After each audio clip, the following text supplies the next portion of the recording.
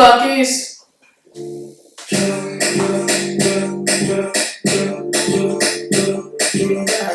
What's up la team, what's up la famille, ici sur Educamer pour une nouvelle vidéo. J'espère que vous allez bien, car moi je me porte super bien. De retour pour une nouvelle vidéo. Aujourd'hui on va parler des étudiants internationaux au Canada. Parce que j'ai reçu beaucoup de questions sur des gens qui aimeraient savoir comment ça se passe les études au Canada. Donc dans cette vidéo, je vais essayer de répondre à la plupart des questions que vous m'avez posées en inbox. Donc sans plus tarder, on va commencer.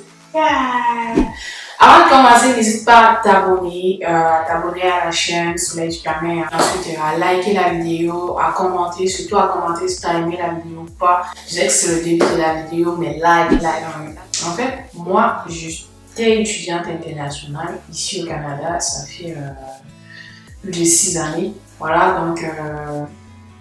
Et puis, la majorité de mes amis, en fait, ils sont étudiants internationaux aussi. Donc, on se partage à peu près quelles sont les expériences qu'on a eues lors de nos parcours. Et Donc, il y a certaines personnes qui aimeraient savoir le vécu des étudiants internationaux avant de se lancer dans la procédure, Donc, c'est la raison d'être de cette vidéo-là. Il faut savoir que être étudiant international au Canada, c'est pas tout le temps facile en fait. Ça, c'est l'avantage comme des inconvénients.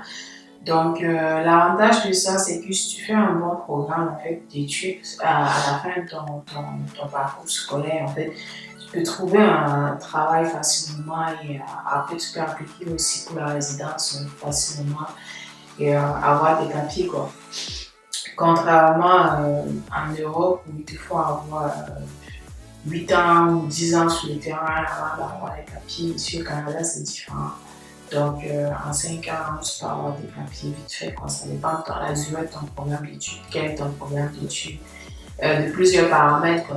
La scolarité ici, ça varie entre 12 000 l'année et 17 à 18 000 l'année, dépendamment des universités.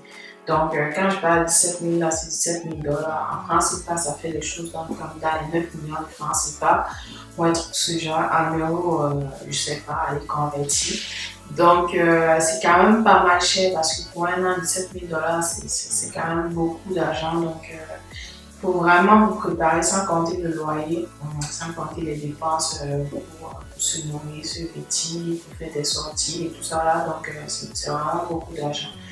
Et la scolarité ici, ça dure entre 2 à 4 ans, dépendamment du programme.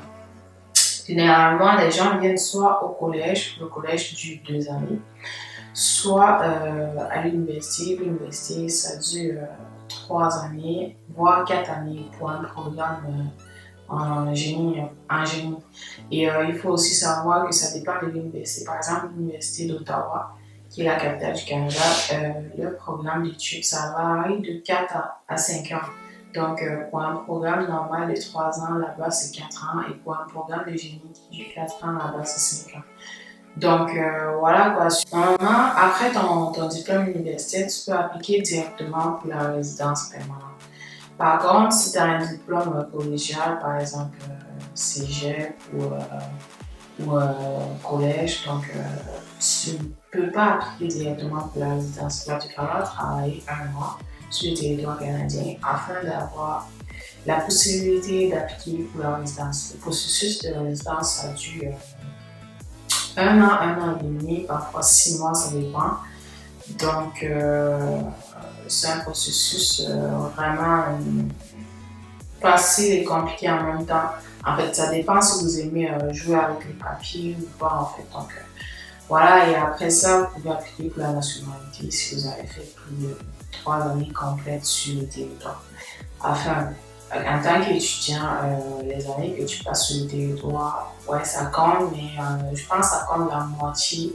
Par exemple, si tu as fait 3 ans en tant qu'étudiant, à la suite de tes études, on va compter 1 an et demi. Voilà.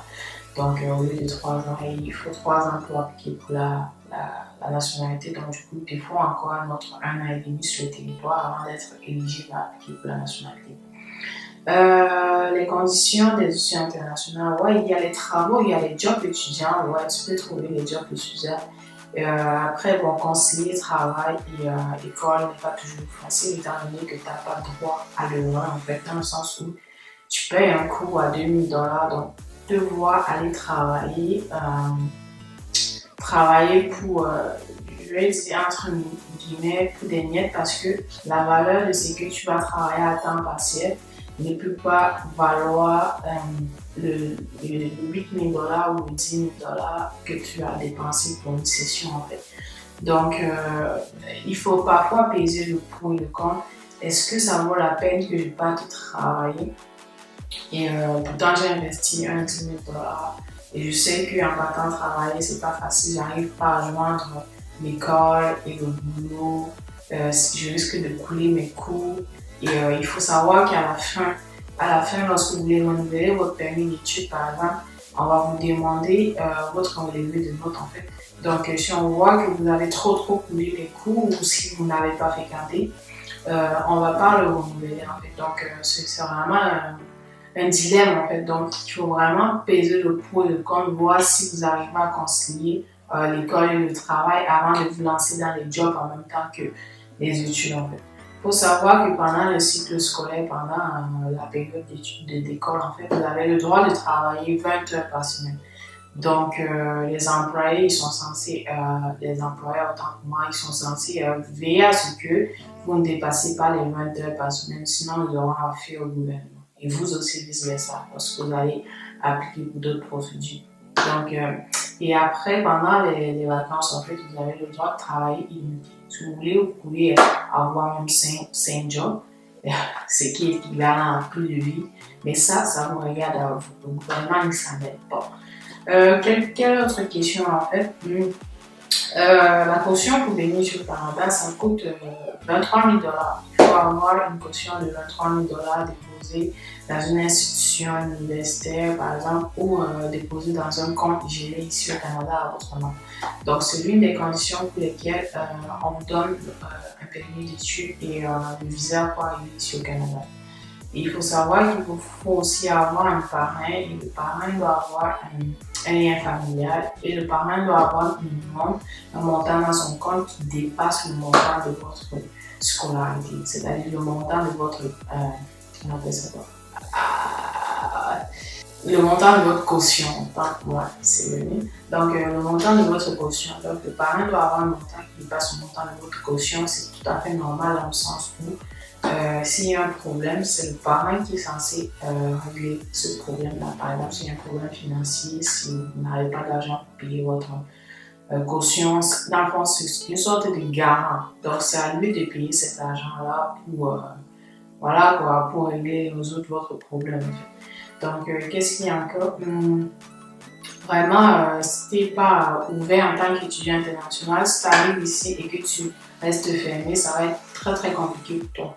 Donc, il faut être ouvert, amené à discuter avec les autres étudiants internationaux et de discuter avec les anciens, surtout les anciens, leur demander comment ça se passe. Par exemple, il y a un élève qui, lui, il avait 4 cours. Normalement, quand tu arrives, on te demande de prendre 4 cours. Voilà, je dois aussi noter que les étudiants internationaux, ils fréquentent toujours à temps plein. C'est obligé, c'est comme une condition. Donc, à temps plein, c'est fréquenté avec 4 cours par session ou 5 cours maximum. Donc, l'étudiant, lui, il avait 4 cours, mais il ne savait pas quel était son 4e cours. Donc, à 3 semaines de la rentrée, les cours avaient déjà commencé, mais lui, il n'était pas allé à son 4e cours. Parce que lui, il ne savait pas. Ici, la plateforme de l'université, tous les cours sont en ligne, en fait. Donc, en Afrique, c'est pas forcément le cas. Donc, le gars, il savait pas comment ça se passait trop. L'orientation, ça dure juste une journée. Quand je parle d'une journée, c'est peut-être 2 heures de temps, mais on t'apprend pas tout. On t'apprend pas tout, donc c'est vraiment compliqué. Tu dois te débrouiller par toi-même. Donc, c'est pour ça qu'il faut être ouvert et aller vers les gens, à demander des informations, à chercher à connaître davantage. Sinon, à la fin, tu vas répéter. Et ici, c'est normal parce que c'est un pays individuel. Donc, tu dois te battre par toi-même pour avoir de l'information. N'attends pas que tout le monde va te donner toutes les informations, comment est-ce que ça se passe, ou un truc ce genre.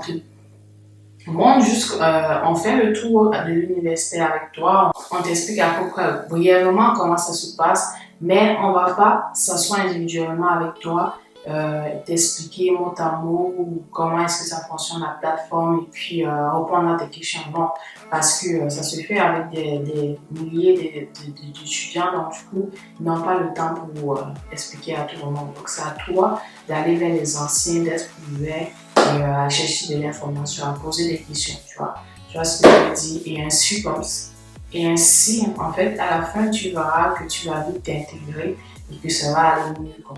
Donc, j'espère que vous avez aimé la vidéo. Si vous avez des questions, n'hésitez pas à me les poser en commentaire.